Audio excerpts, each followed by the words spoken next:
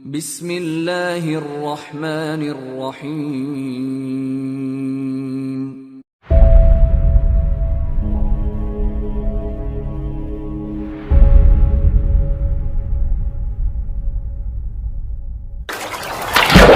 السلام علیکم ورحمۃ اللہ وبرکاتہ۔ امید کرتا ہوں کہ آپ سب لوگ بخیر و عافیت ہوں گے۔ آج ایک نئے لفظ کے ساتھ آپ کی اسکرین پہ فارتن ماؤس کو کہتے ہیں اور فأرن چوہے کو کہتے ہیں، اور اس لفظ کو معرب کہا جاتا ہے۔ معرب کیوں کہا جاتا ہے وہ آگے میں بتاتا ہوں۔ السمات الصرفیہ، صرفی و نحوی وضاحت اس لفظ کی یا اس اسم کی اس طرح ہے: اسم الکلمہ، یہ کلمہ کس قسم کا اور کس نوع کا ہے؟ یہ اسم ذات ہے۔ اور اسم ذات کس کو کہتے ہیں اس کی بھی انشاءاللہ آگے چل کر میں وضاحت کروں گا۔ الجزر یعنی کہ اس کا مادہ کیا ہے اس کلمے کا؟ فا، حمزہ اور را۔ المیزان وزن کیا ہے اس کا؟ فعلتن، فعلتن اس کا وزن ہے۔ النوع جنس کے اعتبار سے یہ لفظ مؤنث ہے۔ جمع السالم اب تکسیر، اور جمع بنانے کی حالت میں کون سی جمع آتی ہے اس کی؟ جمع تکسیر یا جمع مکسر آتی ہے یا جمع سالم؟ اس لفظ کی جو جمع آتی ہے وہ جمع سالم ہے، یعنی کہ فأرتن سے فأراتن۔ البیانات الدلالیہ، اس لفظ کی مزید وضاحت اس طرح ہے: یہ لفظ معرب ہے۔ دیکھیے یہاں پہ یہ بات سمجھنے کی ضرورت ہے، معرب اصل میں جو ہے یہ کنسپٹ یا اس چیز کا لوگوں میں خیال رہتا ہے کہ معرب اس لفظ کو کہتے ہیں جس کو عربی بنایا گیا ہو، اور حقیقت یہی ہے جس کو لفظاً اور معنوی اعتبار سے معرب بنایا گیا ہو، عربی زبان کے ڈھانچے اور سانچے میں ڈالا گیا ہو، اس لفظ کو معرب کہتے ہیں۔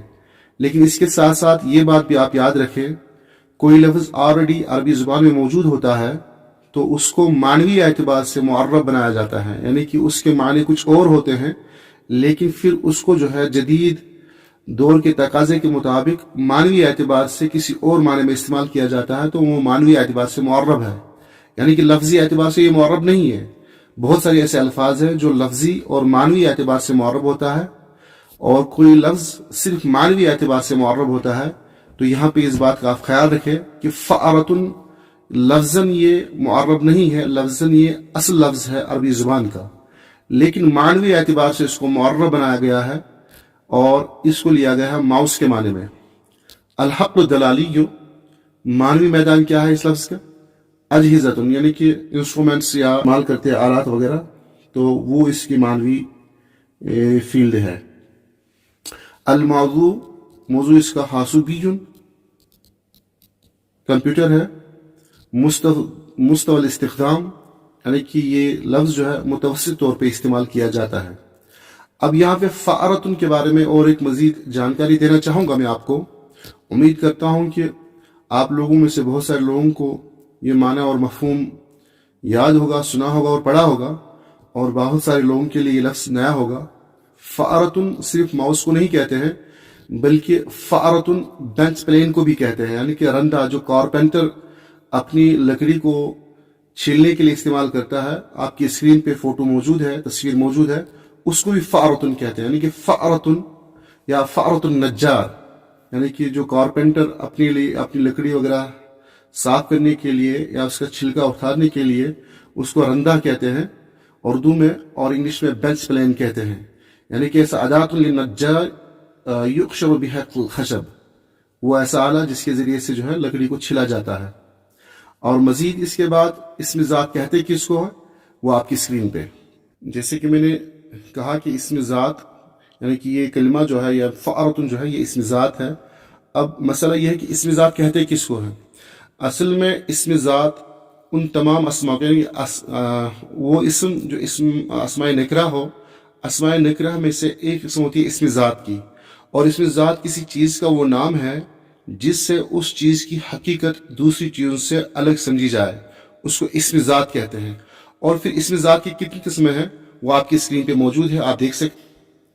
इसम ज़ात की कुल 6 किस्में हैं, यानी कि अगर देखा जाए इसम ज़ात को मिला के इसम की 7 किस्में हैं, लेकिन इसम ज़ात की कुल किस्में कितनी है? 6 हैं। कौन कौन सी है? इसम तस्गीर है, इसम मुकब्बर है, इसम आला है, इसम ज़र्फ़ है, इसम सौत है और इसम जमा है।